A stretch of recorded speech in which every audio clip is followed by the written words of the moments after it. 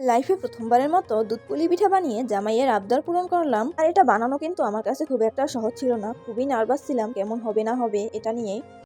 এখানে আমি প্রথমেই নারকেল দিয়ে দিয়েছি কড়াইতে, তার মধ্যে দিয়েছি গুড় আর তার সাথে লিকুইড দুধ অ্যাড করছি পানির পরিবর্তে। তোমরা চাইলে কিন্তু পানিটাও ব্যবহার করতে পারো। এরপর এখানে খুব সুন্দর একটা ফ্লেভার আসার জন্য দিয়েছি একটা এলাচ এবং তার সাথে দিয়েছি 2 টুকরা দারুচিনি এবং স্বাদমতো লবণ দিয়ে দিব। এ পর্যায়ে দিয়ে দিব চাল ভাজার ছাতু। এটা কিন্তু অপশনাল, তোমরা চাইলে স্কিপ করতে পারো, কারণ এই পুরটা কিন্তু শুধু নারকেল দিয়েও করা যায়। মিশ্রণটা একটু আঠালো হয়ে আসলে এখানে আমি 1 চামচ ভরে ভরে গুঁড়া দুধ দিয়ে দিচ্ছি। গুঁড়া দুধ দিলে কিন্তু এটার স্বাদ আরও বেশি বেড়ে যাবে, তাই তোমরা অবশ্যই গুঁড়া দুধটা দেওয়ার চেষ্টা করবা। এভাবে কিছুক্ষণ নাড়াচাড়া করার পরে বেশ আঠালো হয়ে আসছে। এই তো আমার পুরটা একদম রেডি হয়ে গেছে, দেখুন কতটা সুন্দর লাগছে। পর্যায়ে পিঠা তৈরি করার জন্য চালের গুঁড়ির ডোটা তৈরি করে নিব। এর জন্য প্রথমেই পরিমাণ মতো পানি দিয়ে এর মধ্যে দিচ্ছি 1 চামচ ঘি এবং 2 চামচ নারকেল বাটা। নারকেল দিলে নাকি পিঠা ফেটে যায় না, তাই আমিও দিয়ে দিলাম। এরপর এখানে অ্যাড করব স্বাদ মতো লবণ। পানিটা একটু ফুটে উঠলেই চালের গুঁড়িটা দিয়ে দিব। আর এই গুঁড়িটা কিন্তু অনেকক্ষণ সময় নিয়ে সিদ্ধ করতে হবে। আমি সিদ্ধ করে আরও 10 মিনিট ঢাকনা দিয়ে ডেকে রেখেছিলাম। এখন এই ডোটা খুব সুন্দর করে মুথে নিব।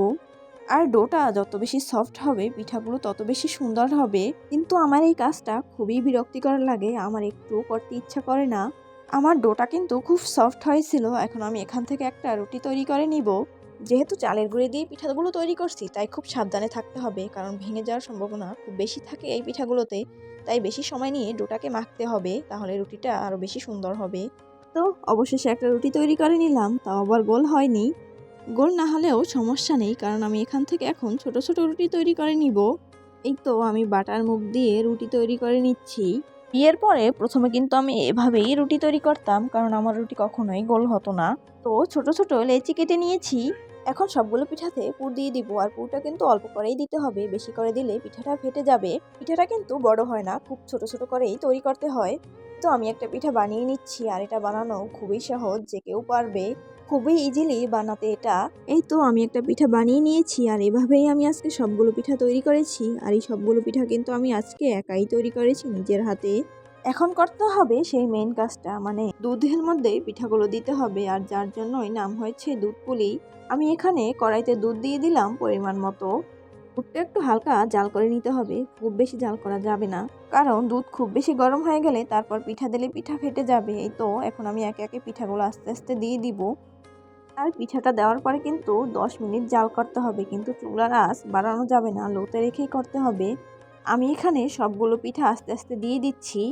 এখন পিঠাগুলো 10 মিনিটের জন্য ঢাকনা দিয়ে রাখতে হবে, আর চুলার আঁচ মিডিয়ামে রাখতে হবে, কিন্তু হাই হিটে রান্না করা যাবে না, তাহলে সবগুলো পিঠা ভেঙে যাবে। 10 মিনিট পরে পিঠাটা হয়ে আসলে এরপরে আমি উপর থেকে এখন গুড় অ্যাড করব। আর গুড়টা অ্যাড করার সময় অবশ্যই কিন্তু চুলাটা বন্ধ রাখতে হবে, কারণ গুড় অ্যাড করার সময় চুলা অন থাকলে দুধটা ফেটে যাওয়ার সম্ভাবনা থাকে, আর দুধটা ফেটে গেলে কিন্তু পিঠাটা একদমই ভালো লাগবে না। এই তো পিঠাগুলো একদম পারফেক্ট হয়েছিল, মাশাল্লাহ, খেতেও খুব দারুণ হয়েছিল।